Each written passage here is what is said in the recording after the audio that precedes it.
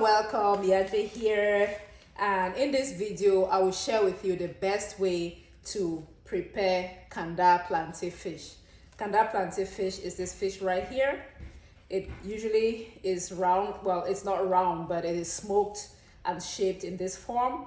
It has a single bone running down the middle, and it is a good fish. But if you do not know how to prepare this fish, you might think that you don't like it. And it's very good for ekwang. In fact, I'm about to cook some ekwang with it, so that's why I want to show you the best way to prepare the Kanda Planti fish.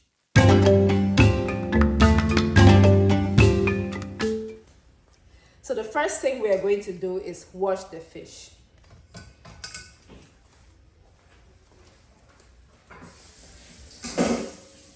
I've washed the Kanda Planti fish. It's now nice and clean.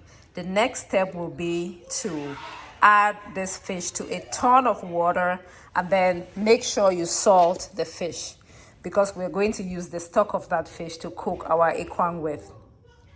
The next step will now be to cook the fish.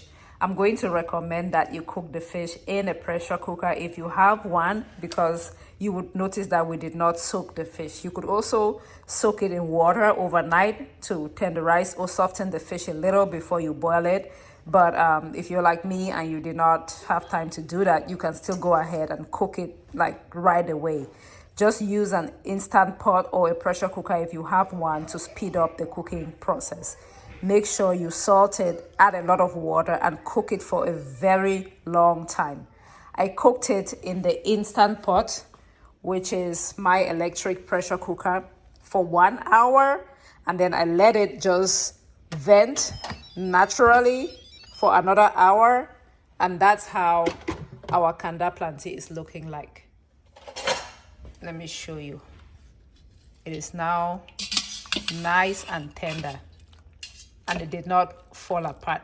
It's just very nice and tender. So what I will do now is remove the fish and strain this stock right here. This is very good for cooking because we really clean the fish. So I'm gonna use the stock to cook my ekwang with, and then I will remove the fish and debone the fish. So I've strained the fish. I use a fine mesh strainer. That is the stock. This is very good. I'm going to use it to cook my ekwang. I will go ahead and just debone the fish. I'll let it cool down, debone it, and then cut it up into pieces, and I'm good to go.